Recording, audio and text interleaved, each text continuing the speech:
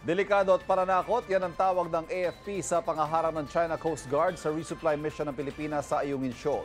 Sa Bajo de Masinloc naman, sa labas pa rin ang bahura nakakapangisda ang mga Pinoy dahil kontrolado raw ng China ang loob nito. May unang balita sina Joseph Morong at Chino Gaston. Nasa mukha na ng mga crew at mamamahayag ang usok mula sa barko ng China Coast Guard sa sobrang lapit nito sa BRP Sindangan. Mabuti na lang, nakaminor at nakaiwas ang BRP Sindangan kung hindi baka nagsalpukan ng dalawang barko sa gitna ng resupply mission ng Pilipinas pa Ayungin Shoal na nooy hinaharang ng China Coast Guard. Kinat po tayo na alam natin labag po yan sa international na mga panuntunan patungkol sa safety ng paglalayag dito sa karagatan. So, hello! How are you? How are you? Sinubukan natin mag-communicate. Ni hao! Okay, makikita natin, nagbi-video din sila sa atin, no? Ganun kalapit. At peace!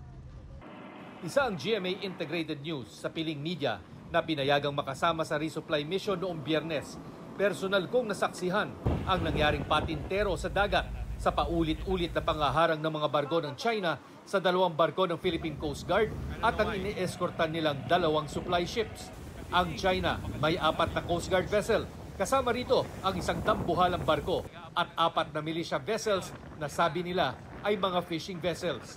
Sa mga delikadong pagmamaniobra sa dagat, pilit na pinaghihiwalay ng China Coast Guard ang Philippine Coast Guard vessels sa mga supply boat ng Pilipinas.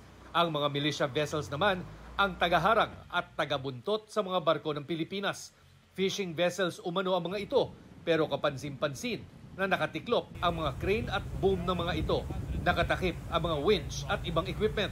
Tad-tad din ng communication equipment ang pilot house nito at sa tuktok ng mast may mapapansing water cannon. It is also very dangerous that these maneuvers are being conducted by China because it's very hard to control yung vessels, yung mga barko.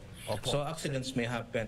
Yes, sir. And then I also made sure, emphasize this already during in several press con, that since they are the ones who initiated this illegal action and offensive action, all consequences thereof shall be blamed to the China Coast Guard and to the authorities above them. Habang nakikipagpatentero ang PCG sa mga barko ng China, nakapuslit ang dalawang resupply vessel at na-load ang pagkain at ibang gamit ng mga sundalo. This is, to me, irresponsible behavior on the part of the Chinese Coast Guard. And I think that the world knows who is in the right here. Gaya ng resupply mission sa Ayungin, niradyuhan at hinarang din ng mga barko ng China ang BRP Dato Sanday na nagsagawa ng maritime patrol sa Scarborough Shoal sa Bajo de Masinloc. Mahigit 20 radio challenge ang natanggap at 2 beses itong hinarang ng barko ng China. Pero nagtulong-tulong ang mga bangka ng mga mangingisdang Pilipino para harangin ang mga barko ng China Coast Guard hanggang makaangkla ang BRP Dato Sanday malapit sa Scarborough Shoal. Ayon sa mga mangingisdang Pilipino, limitado sa labas ng bahura ang pangingisda ng mga Pilipino dahil kontrolado raw ng China ang loob. Sila talagang hari. Silang hari. Kawawa kaming mga Pilipino. Kawawa talaga. Maniwala ka, grabe. Sa Kalayaan Island Group sa Palawan, kitang-kita namin sa aming pagsama sa Maritime Domain Patrol ang mga estruktura hindi lamang ng China kundi pati ng ibang bansa na umuokupa din sa mga shoal o reef dito. Ang Malaysia okupado ang Investigator Shoal o Pawikan Shoal. Ang Vietnam naman okupado ang Bark Canada Reef o Mascardo Reef. Sa ere tanaw ang mga aktibidad dito. Naglalakihan ng mga estruktura, may mga truck at mga barko. Sa Calderon o Quarteron Reef na okupado ng China, kitang-kita ang mga tila lighthouse, mga kalsada at gusali. Katapat natin ngayon yung isa sa mga artificial islands na hawak ng China, yung Fiery Cross. At kung titingnan nyo, yung mga pasilidad dito sa mga artificial island na yan, ay aakalain mo na mga syudad sila sa gitna ng laot. At doon sa bandang kanan, makikita natin yung pulutong na mga Chinese vessels.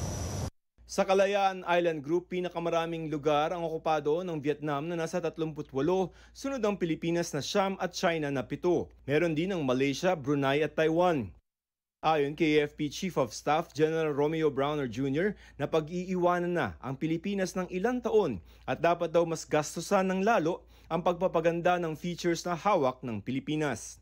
Ito ang unang balita, Joseph Morong. Chino Gaston para sa GMA Integrated News.